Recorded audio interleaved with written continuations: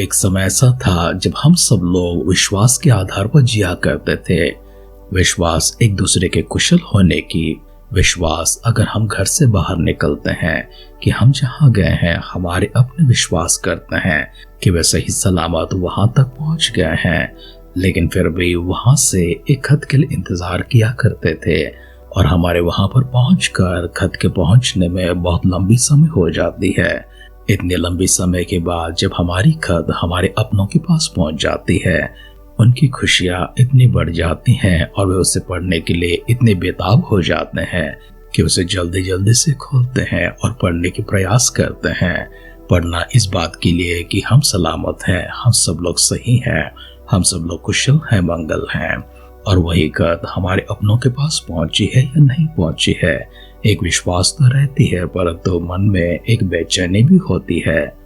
और फिर उनकी यहाँ से एक और खत आने के लिए हम इंतजार किया करते हैं और इस इंतजार की घड़ी भी पूरी हो जाती है। बहुत लंबे समय के बाद हमारे अपनों के पास से एक खत हमारे पास पहुंच जाती है।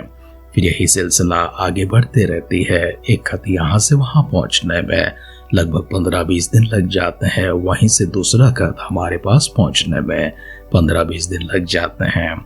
महीने 1.5 महीने की यही प्रक्रिया इस प्रकार से जब आगे बढ़ती है और हमारे अपनों की यहाँ से कुशलक्षेम के समाचार हमारे पास पहुंच जाती है, हमारी जरूरतें उन तक पहुंचती है, उनकी जरूरतें, उनकी मांग हम तक पहुंच जाती हैं। ऐसे एक अनुभव से गुजरा हुआ हम सब लोगों को वो यादें इतनी ताजा हो जाती हैं और उसमें हम फिर से एक बार खो जाते हैं। हमारी प्रार्थनाएं, हमारी विनतियां, हमारी निवेदन इसी प्रकार से स्वर्ग तक जाती हैं और स्वर्ग की यहाँ से हमारे पास वो उत्तर जब तक हमने जो मांगा है उस वस्तु के रूप में, धन के रूप में, व्यक्ति के रूप में या कार्य के रूप में हमारे सामने न आए, तब तक हमें यकीन नहीं होता है कि हमारी प्रार्थना स्वर्ग तक गई है और स्वर्ग से हमारी प्रार्थना का उत्तर भी नीचे उतर आई है। कितना भला होता आज की आधुनिक युग में जिस तरह से हम संदेशा दुनिया के एक कोने से किसी और कोने को भेजते हैं, एक ही पल में वहां पर पहुंच जाती है और पहुंचा हुआ इसका सबूत भी जब हमें मिल जाती है। अगर इसी प्रकार से हमारी प्रार्थनाएं भी स्वर्ग पहुंच जाती है और स्वर्ग से हमारे लिए एक चिन्ह उत्तर के रूप में उतर आते हैं तो कितना अच्छा होता है, कितना भला होता है। लेकिन मानव जीवन परमेश्वर के साथ में जिस प्रकार से आरंभ में कहा गया था उसी प्रकार से विश्वास के आधार पर स्थिर है। इसलिए आइए अपने आप को परमेश्वर के हाथों में समर्पण करेंगे। आगे के अध्ययन में स्वर्ग से परमेश्वर की किस प्रकार की सबूत आगे रूप में धरती के ऊपर उतर आती है और परमेश्वर के भवन में परमेश्वर की महिमा के लिए, परमेश्वर की सेवा के लिए, उनकी आराधना के लिए, उनकी विधि के अनुसार जो बलि अर्पण किए गए थे उस पर कैसे वो पहुंच जाती है और कैसे राजा और परमेश्वर के सारे भक्तगण, उनकी प्रजा भी इसे देखकर भयभीत हो जाते हैं और आश्चर्य भी करते हैं, साथ ही साथ में परमेश्वर की दुहाई भी देते हैं। लेकिन उससे पहले आइए हम सब अपने आप को परमेश्वर के हाथों में समर्पण करेंगे, सिरों को झुकाएंगे, आंखों को बंद करेंगे। विश्वास के आधार पर जो हमारी जीवन चलती है उसे परमेश्वर दृढ़ करने के लिए, स्थिर करने के लिए, पवित्र आत्मा का अभिषेक हमारी पूर्ण लेने के लिए हम सब मिलकर छोटी सी प्रार्थना करेंगे। हमारी प्रार्थनाएं अपने स्वर्ग में स्वीकार करते हुए वहां से धरती के ऊपर हमारे लिए उत्तर को, जिस चीज को हमने मांगा है उसी के स्वरूप में हम तक पहुंचाने वाले हमारे स्वर्गीय अनुग्रहकारी, दयालु, करुणामय और प्रेमी पिता परमेश्वर, हम फिर से एक बार आपकी स्तुति गान करते हैं, आपकी महिमा करते हैं। प्रशंसा, गौरव, आराधना की भेंट परमेश्वर आपके दिव्य सानिध्य में आभार के साथ में कृतार्थ होकर लेकर आते हैं। हम सभी के ऊपर परमेश्वर आपने जो उपकार डेल है प्रभु जी, फिर से एक बार उन्हें भी स्मरण करते हैं। हमारे सारे परिजनों को, आपके भक्तगणों को आप एक दिव्य दृष्टि में समर्पण करते हैं। किसी की भी आवश्यकता कैसी भी क्यों ना हो, जरूरतें कैसी भी क्यों ना हो, परमेश्वर उनकी परेशानियां, विपत्तियां कैसी भी क्यों ना हो, बीमारी हो सकते हैं, रोग हो सकते हैं, पीड़ाएं हो सकते हैं, सभी को परमेश्वर उनसे दूर करने के लिए प्रार्थना करते हैं। पवित्र आत्मा का अभिषेक से हम सबको भरते रहिए, वचनों के माध्यम से हमसे बातें कीजिए। सारी महिमा, गौरव, आदर, सम्मान आप प्राप्त कीजिए। दुआओं को सुनकर दिए उत्तरों के लिए धन्यवाद करते हुए हमारे उद्धारकर्ता, हमारे प्रभु यीशु मसीह के नाम से इस प्रार्थना को मांगते हैं। सुन और कबूल कर पिता। आमीन, आमीन, आमीन।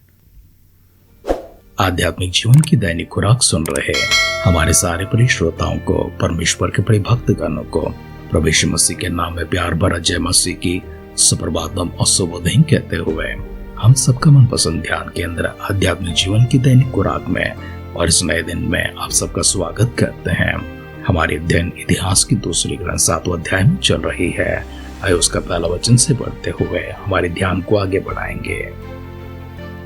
जब सुलेमान ये प्रार्थना कर चुका तब स्वर्ग से आग ने गिरकर होम बलियों तथा और बलियों को भस्म किया और यहोवा का तेज भवन में भर गया और याजक यहोवा के भवन में प्रवेश न कर सके, क्योंकि यहोवा का तेज यहोवा के भवन में भर गया था। और जब आग गिरी और यहोवा का तेज भवन पर छा गया तब सब इस्राएली देखते रहे और फर्श पर झुककर अपना अपना मुँह भूमि की ओर किए हुए दंडवत किया और यूं कहकर यहोवा का धन्यवाद किया कि वह भला है और उसकी करुणा सदा की है।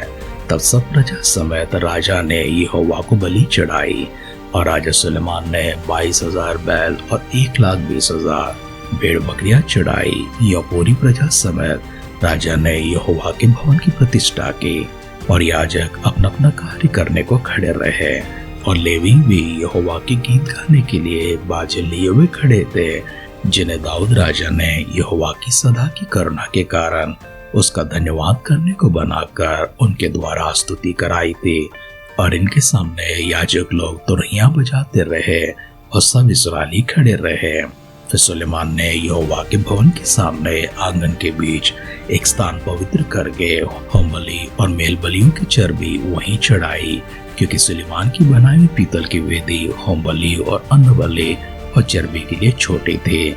उसी समय सुलेमान ने और उसके संग हमात की घाटी से लेकर मिस्र के नाले तक के सारे इस्राएल की एक बहुत बड़ी सभा ने 7 दिन तक पर्व को मनाया और 8वें दिन को उन्होंने महासभा की।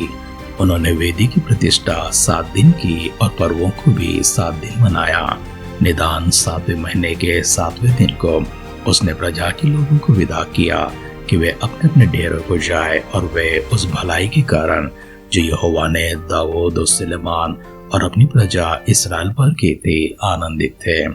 यह सुलेमान यहोवा के भवन और राजभवन को बना चुका और यहोवा के भवन में और अपने भवन में जो कुछ उसने बनाना चाहा उसमें उसका मनोरथ पूरा हुआ।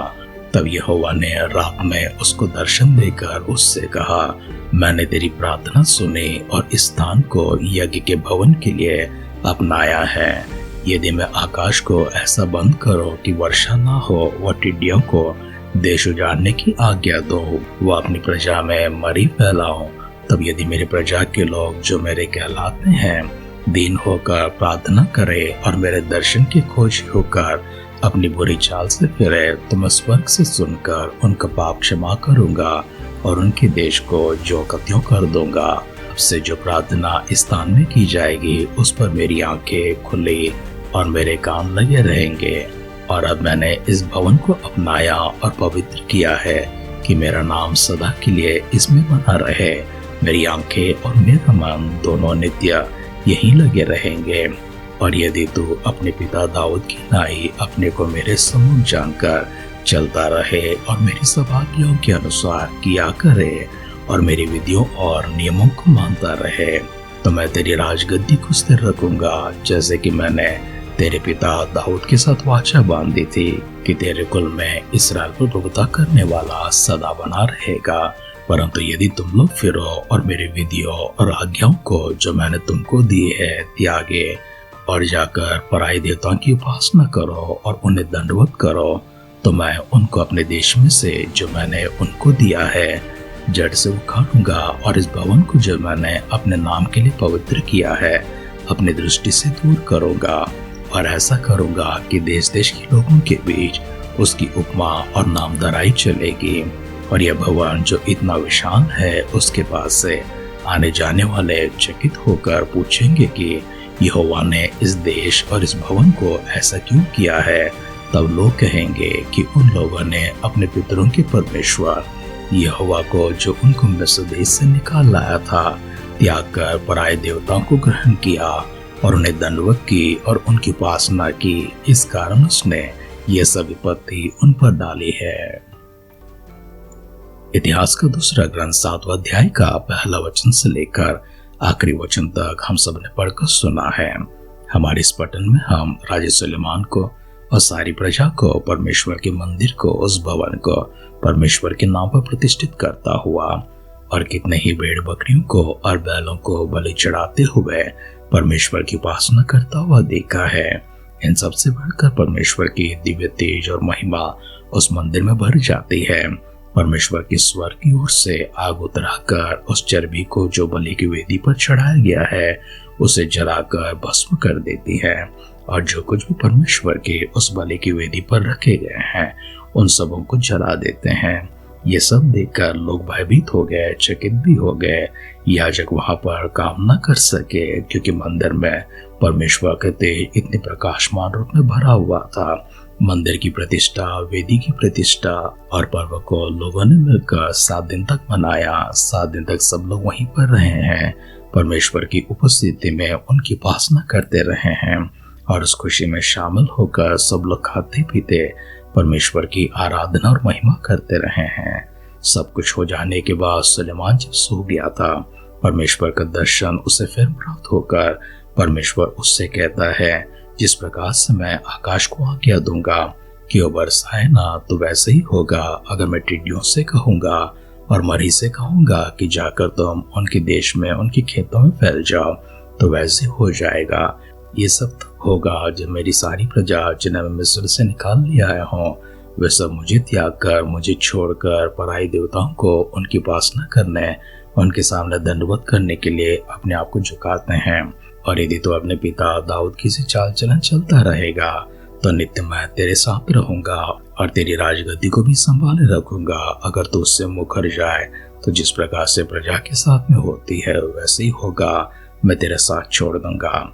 जब मेरी प्रजा मुझे छोड़कर चली जाएगी तब मैं उन्हें बंधुआई में लेकर जाऊंगा, और इस मंदिर को जिस पर मैंने अपनी आंखें लगाने की, अपने कान लगाने की, अपने मन लगाने की वाचा तुझसे बांधी है, उस समय मैं उससे मुकर कर मैं सारी प्रजा को तितर-बितर कर दूंगा और इस मंदिर को मैं पूरी तरह से नाश कर दूंगा।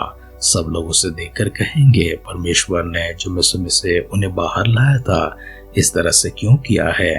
तब पूछने वाले को उत्तर इस प्रकार से दिया जाएगा कि वे लोग परमेश्वर को त्याग कर पराये देवताओं को, अन्य देवताओं को अपना कर उनकी उपासना करते उनको दंडवत करने लगे हैं। परमेश्वर ने जैसे सुलेमान को चेतावनी के शब्द में कहा था, इस्राएल की प्रजा सच में परमेश्वर से दूर हो जाती है। न केवल दूर हो जाते हैं परंतु अन्य देवताओं को अपने बीच लेकर आते हैं। हम इश्केल के ग्रंथ में देखते हैं कितने ही सारे देवताओं को सारे मंदिर में उन्होंने भर दिया, बलिवेदियों को अन्य देवताओं के लिए बनाया है। सारे यरूशलेम में और सारी यहूदिया में भी उन्होंने मूर्तों से भर दिया है। यही कारण है कि परमेश्वर ने उन्हें बेबीलोन के हाथ में बंधुआई में छोड़ दिया था। उस समय राजा यहोयाकीन राजगद्दी पर बैठा हुआ था, परंतु ये मंदिर तोड़ दिया गया, यरूशलेम को नाश किया गया है। इसे फिर से बनाया जाता है, राजा हेरोद ने बनाया था।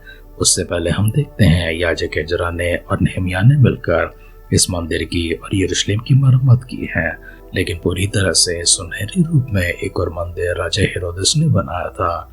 जब प्रभु यीशु मसीह और उनके चेले मंदिर से बाहर निकला रहे थे तब उनके चेले उस मंदिर की निर्माण और उसकी आकृति को दिखाकर, उसकी खूबसूरती को दिखाकर प्रभु यीशु मसीह से कहते हैं, प्रभु देखो कितना सुनहरा मंदिर है, कितना खूबसूरत है।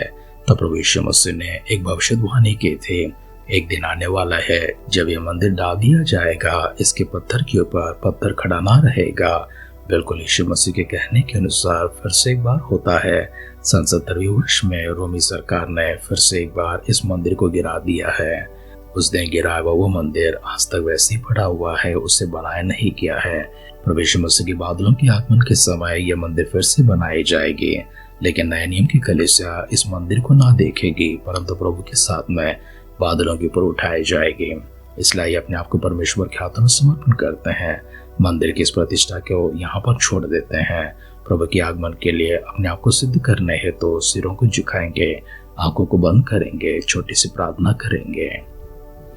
अपनी प्रतिज्ञा के अनुसार हम सबों को अपने साथ ले जाने के लिए बीच आकाश में बादलों के ऊपर उतर आने वाले पवित्र आत्मा भी हमारे संग होकर हमें आपके पास ले जाते हुए हम सबों को आपसे मुलाकात करता हुआ ऐसे अनुभव में हम सबको चिल्लाने वाले, हम सबको विश्वास में स्थिर करने वाले, आगे बढ़ाने वाले, प्रभु के साथ में मिलाने वाले स्वर्गीय पिता परमेश्वर, हम आपकी दुहाई देते हैं, आपकी स्तुति करते हैं, आपकी आराधना करते हैं।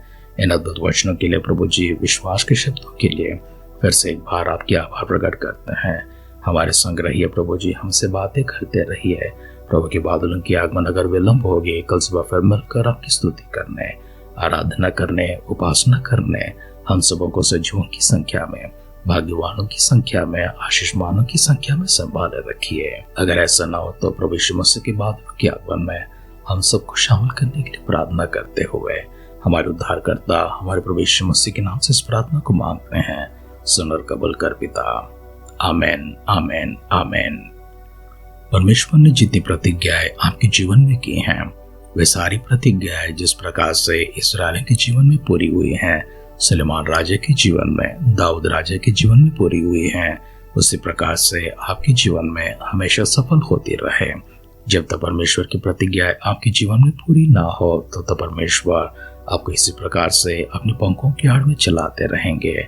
आपको हर दिन एक नई प्रतिज्ञा देकर नए मुकाम तक पहुंचाते रहेंगे। इसी प्रकार से बादलों के आगमन तक परमेश्वर आपको संभाले रखेंगे।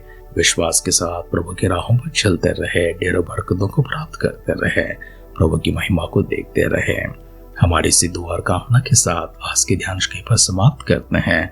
आप सुनते रहिए, सुनाते रहिए आध्यात्मिक जीवन की दैनिक खुराक। कल फिर मिलेंगे। अपना ख्याल रखिए, अपनों का ख्याल रखिए, दूसरों का भी ख्याल रखिए। God bless you.